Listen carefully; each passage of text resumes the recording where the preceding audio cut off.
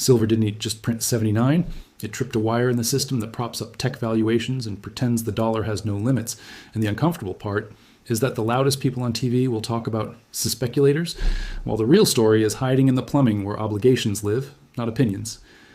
Because if silver can go from the 70s to a record push above 80 and still whip back hard into year end, that's not a cute breakout chart anymore, that's stress. And stress always has a victim. And the victim is usually whatever is most liquid, most crowded, and easiest to sell in size without asking permission. That's tech. That's why this matters right now. And later in this video, I'm going to give you the 2-scenario roadmap for the next week or two. The levels that actually matter after a spike like this, and the one structural metric that tells you whether this is just fireworks or the start of something that forces a repricing across markets. But first, you need to see what just happened on the tape, because the shape of the move tells you who was cornered. The move looked clean at first, the kind of momentum candle that triggers every breakout model on the street. Then it turned violent, snapbacks, air pockets, oversized daily ranges, exactly the signature you see when positioning gets squeezed, margins get raised, and someone has to make a decision under pressure. And that's where the real pressure starts. A calm bull market doesn't do that. A stressed market does. A market where paper claims are colliding with physical timelines does. And if you're only staring at spot price, you miss the mechanism that matters most. Here's the hidden detail. The headline is spot. The confession is the curve. The market can paint a number on a screen, but it can't easily fake the cost of carrying metal, the willingness to lend it, and the urgency of delivery when deadlines are real. When forward prices stop behaving, when the front of the curve tightens, when the cost to borrow metal spikes, when spreads start acting like a fire alarm, that's the signal that the physical world is vetoing the paper world. But that's not the part most people talk about. They'll say silver is volatile, like volatility is the cause. Volatility is the symptom. The cause is incentives and constraints. And constraints are exactly what tech investors forget, because tech has lived in a world where money felt infinite, duration felt free, and liquidity felt permanent. Silver ripping into year end is the opposite message. Real stuff is scarce, real stuff clears on schedules, and real stuff forces collateral decisions. Because this move isn't emotion, it's math. When silver jumps like this, the chain reaction is brutal and mechanical. Shorts get hurt first, not because they were evil, but because a short in a futures contract is a promise with a margin requirement. If the price rises, the exchange demands more cash, not later, now. And when volatility rises, margin models can tighten even if price doesn't move higher that day. That is how you get forced buying on the way up and forced selling on the way down. That is how both bulls and bears can be right about the macro story and still get wiped out by the path. And that is why you can't treat this like a slow, polite investment thesis.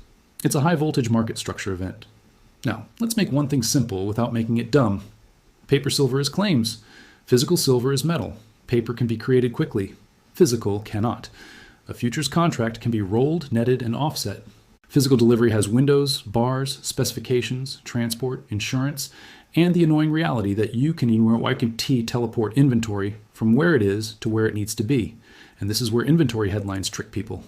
People will say, there's plenty of silver in warehouses, and that can be true in a broad sense while still being irrelevant to price discovery in a tight moment.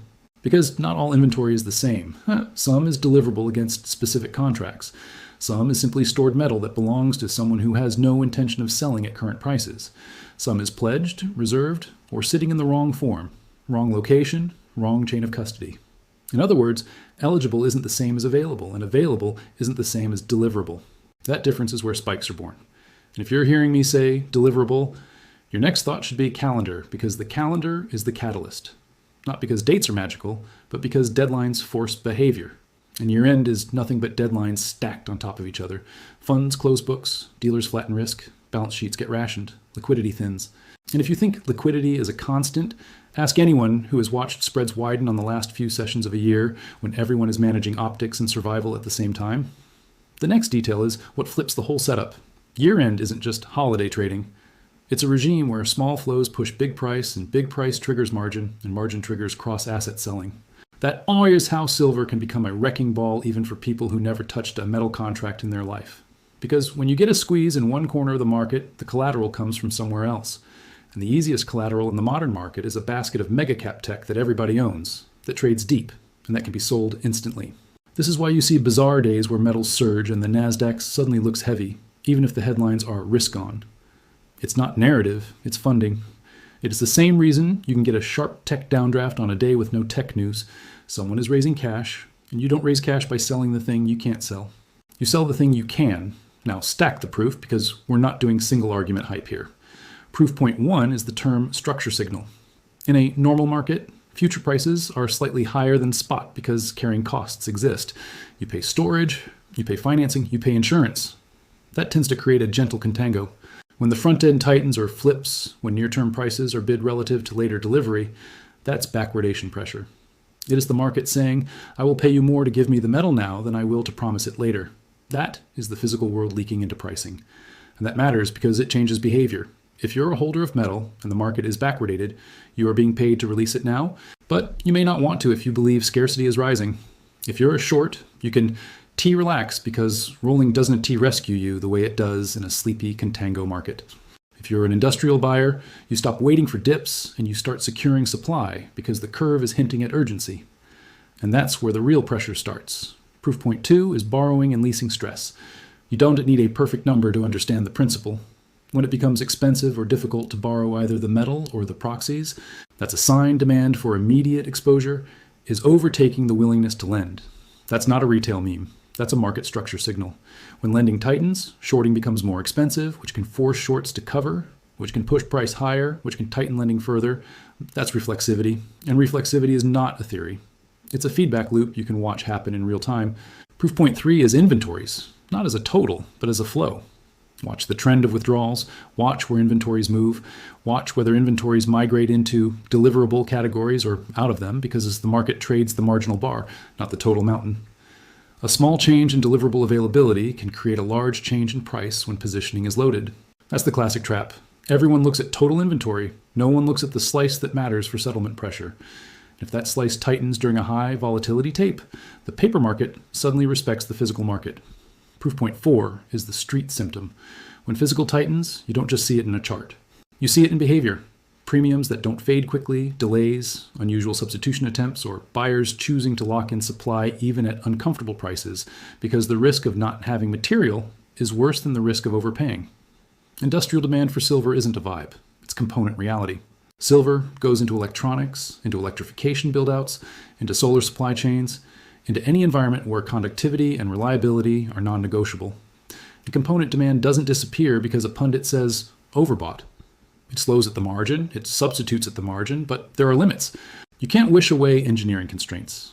And the market can, however, pull forward demand if buyers fear future scarcity. And that pull forward can amplify a tight moment into a violent spike. Proof point 5 is institutional behavior. When a metal gets treated as strategic, flows change. Investors trade when they believe they can get out anytime. Institutions secure when they believe availability will be questioned later. You see it in how ETF flows behave, how procurement is timed, how governments and large entities talk about supply security. And even if you don't have a press release in your hand, you can infer it from the curve, from the willingness to lend, from the willingness to pay up for prompt delivery. Because the market structure doesn't lie for long. Now zoom out, because the next piece is the global arbitrage engine, and this is where silver stops being a local trade and becomes a global magnet. Commodities don't live in one country. If one region pays up because supply is tighter or because policy changes shift demand, metal migrates toward the highest bidder. But migration isn't instant. It has frictions, refining capacity, transport, insurance, regulatory requirements, and time. Those frictions are the bottlenecks that turn a normal price move into a disorderly one. And when arbitrage gets constrained, prices can decouple temporarily. That decoupling looks like paper versus physical tension. People will dismiss it as internet drama. But it is not drama when the front of the curve tightens and buyers are paying for immediacy. It's signal. And that signal becomes a problem for the broader market because it screams one thing. Real assets are being repriced higher while the system is still priced like funding is easy. And if real assets are repriced higher, tech valuations have a math problem. Here's the bridge. Tech is the duration trade. It's priced on the idea that future cash flows are worth a lot today. That requires either low discount rates or a stable regime where inflation expectations don't surge, funding stays available, and volatility stays tame. A violent silver move into year-end threatens all three. It threatens inflation expectations because it signals commodity tightness and supply constraints. It threatens funding because it triggers margin calls and de-risking across leveraged players. And it threatens volatility because once a market starts printing these ranges, risk managers don't say, cool. They say, reduce. And the market doesn't care whether the reduction is fair. It cares whether the reduction is forced. This is where tech gets hit, even if tech fundamentals didn't change that day. Because under stress, the market sells what it can. Think about the hierarchy of sell decisions. If you are a levered participant, hedge fund, prop desk, CTA, even a retail account that got too cute, your broker asks for margin. You don't get to debate the macro thesis. You raise cash. What do you sell? You sell the thing with tight spreads, deep liquidity, and immediate execution. That is large cap tech and the indices that hold them. That's why commodity shocks have a habit of appearing as equity shocks later. Not because one causes the other in a clean line, but because funding links everything. The next detail is what flips the whole setup. Year-end makes that link tighter. Balance sheets are less forgiving. Dealers' warehousing risk are more defensive. Liquidity is thinner, so the same flow causes a larger price move, and the larger price move causes a larger margin response. And that response spills. Now, when I say expose dollar limits, don't hear conspiracy, hear constraints. The dollar is a powerful system because it's the unit of account, the settlement medium, the collateral anchor, the default language of trade. But limits show up when the world demands real stuff at the same time. Energy, metals, supply security, while the system is positioned for cheap funding and abundant liquidity. The dollar's strength or weakness isn't just a chart. It's the expression of trade flows, reserve preferences, and the availability of collateral under stress. If commodities are screaming, it's often because the marginal unit of currency is chasing scarce supply. And that's when people notice the difference between a number and a resource. A currency can be created. A mined metal with refining constraints cannot. So when silver rockets and then whips, it's not only a metal story, it's a collateral story. It's a supply chain story. It's a volatility story. And volatility is the tax the market charges you when you assume the world is stable. But that's not the part that matters most. The part that matters most is what happens next, because the next 1 to 2 weeks is where this either transitions into a durable regime shift or collapses into a standard blow-off. So let's steelman the counterpoints before we get bullish or bearish. Yes, silver can absolutely be in a blow-off phase. After a massive run, profit-taking is rational. After a spike, exchanges can raise margin requirements, which forces liquidation. After a big year, funds rebalance and lock gains because career risk is real. And in a market like silver, which is notorious for punishing leverage, the path can be brutal, even if the long-term thesis is intact. That's why you can't worship a candle. You have to respect the structure. If this is just a spike, you should expect the curve to relax, the urgency premium to fade, and the market to accept lower prices without immediate bids showing up in the front end. You should expect volatility to compress, not expand. And you should expect physical symptoms, premiums, delivery urgency to cool. If those things happen together, the move was an event, not a regime. But if the curve stays tight, if borrowing stays expensive, if physical symptoms don't fully fade even when price pulls back, then the stress is still there. And that means the next leg higher is not about optimism. It's about the market running out of patience. Because if this one level breaks, the math changes. Now let's talk levels in a way that respects uncertainty. I am not going to pretend I know the exact tick that matters for your broker or your charting platform. The way to think about this after a spike is zones, not lines. There is the post-spike acceptance zone, the area where price consolidates after the initial blowout and shows whether buyers are real or just momentum tourists. There is the retest zone, where price comes back to test whether the breakout is valid. And there is the panic zone, where a break below the retest becomes a cascade because it triggers stops in margin at the same time. For silver, after printing around the high 70s and even pushing into the 80s, a pullback into the low to mid 70s is not automatically bearish. It can be a reset. What matters is whether dips get bought with the same urgency signals intact. Does the front end of the curve stay bid? Does the market keep paying for immediacy? Do spreads stay tense? Because those are the tells that the market is not calming down. It's coiling. And that's where the real pressure starts. Now, why does this smash tech? Not because silver is competing with Apple. It's because a commodity shock is a volatility shock, and a volatility shock is a discount rate shock and a liquidity shock. When volatility rises, systematic strategies that target volatility reduce exposure. That means selling equities. When realized volatility rises, options dealers adjust hedges. That can accelerate moves. When margin requirements rise, leveraged players liquidate. That means selling liquid holdings. When inflation-sensitive assets scream, the bond market can reprice, even if only briefly, which changes the discount rate applied to long-duration growth. Even a small move in discount rates can hit tech valuations hard because duration is leverage. That's the point most people miss. Tech isn't just stocks. It's a bet on the stability of the funding regime. Silver going vertical into year-end is a bet against that stability. Now add one more layer, the psychology trap. Volatility is going to try to steal your process. The market will pump euphoria on the way up, Then it will manufacture panic on the way down. The headlines will switch from silver is unstoppable to silver is crashing in the space of hours, and the entire goal is to get you to make a decision at the worst moment when spreads are widest and emotion is loudest. So here's the shield. Separate trend signal from noise. Trend signal is structural. Curve behavior, recurring demand, persistent tightness, the market holding higher zones on pullbacks, and buyers stepping in where they didn't before. Noise is path, intraday whips, stop hunts, gap risk, and the emotional storytelling that comes with it.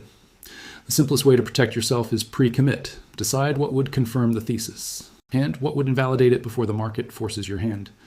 Decide what size lets you survive volatility without panic. And remember this, price can whip around violently even if the thesis is correct. That's not a bug. That's the market extracting rent from anyone who confuses conviction with leverage. Now, the two-scenario lens, because this is the credibility anchor and it's how professionals stay sane. Scenario one is the controlled pullback and retest. Silver cools off, dips into a key zone, volatility compresses a bit, but the structure stays tight. The curve doesn't fully relax. Buyers show up on weakness. Tech may wobble but doesn't implode because the de-risking is orderly. This scenario is psychologically hard because it feels like the move is over, and that's when people get bored and leave. But this is often the setup for the next push because leverage resets, weak hands are cleared, and the market builds a base. Scenario two is continuation, squeeze, and gap risk. Silver refuses to give a clean retest. Liquidity stays thin, and any dip gets ripped back up fast. Shorts don't get relief. Dealers hedge into momentum. Margin pressure forces buy-ins. And because it's year-end and then early year, flows can be lumpy and violent. In that scenario, equities, especially tech, are at higher risk of a sharp downdraft, not because silver killed them, but because the funding chain gets stressed. Watch for confirmation signals. In scenario one, you want to see higher lows and calmer daily ranges while structure stays firm. In scenario two, you'll see fast recoveries, expanding ranges, and the market refusing to trade fair. And that's where the pressure starts. Now, what would weaken or invalidate the silver-driven stress thesis in the near term? If the curve normalizes quickly, if urgency premiums fade, if lending stress cools, if the market can drift lower without immediate physical symptoms, that suggests the spike was largely positioning and year-end flow, not persistent scarcity. That doesn't mean silver dies. It means the domino effect into tech is less immediate. On the other hand, what confirms it?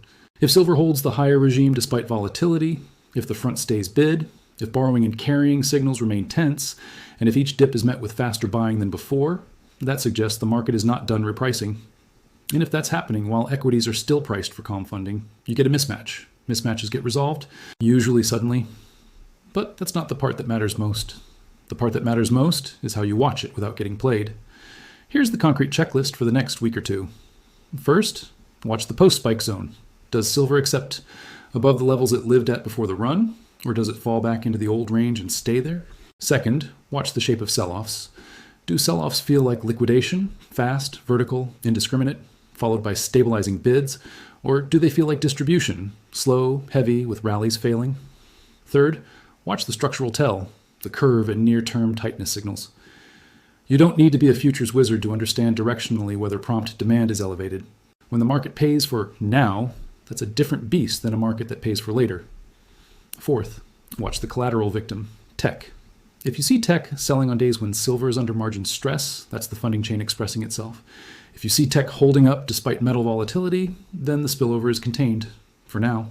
Fifth, watch the calendar because year-end isn't the only trigger. Early year positioning, rebalancing, and the first liquidity tests can turn a quiet tape into a sharp one. And if you get a weekend gap or a thin session move that breaks a key zone, the math changes quickly. Now, let's connect the emotional story to the mechanical story one last time. The mainstream will reduce this to silver is up because inflation fears and tech is down because rates. That's a half story. The full story is silver's move is a stress signal in the physical to paper pipeline. Stress creates forced flows demand collateral. Collateral is raised by selling the most liquid crowded assets. The most liquid crowded assets are tech. The $US limit is exposed not by speeches, but by the collision of scarce goods, volatile funding, and crowded positioning. That's why you don't need to believe in cartoon villains to take this seriously. You just need to respect incentives, and incentives in year-end and early year markets are ruthless. Final warning, because this is where most people get hurt, volatility will be used against you. It will bait you into chasing high. It will scare you into selling low. It will make you doubt the thesis right before the market moves again. The way you win is not by predicting every tick. It's by tracking the structural tells, sizing so you can survive the noise, and refusing to let a headline candle decide your mood. If you're the kind of investor who cares about mechanics, not myths, you're in the right room. Stick with the process first crowd. Keep your eyes on structure, and over the next week or two, let the curve and the retests tell you whether this was a spectacle or the start of a repricing event that tech can't shrug off.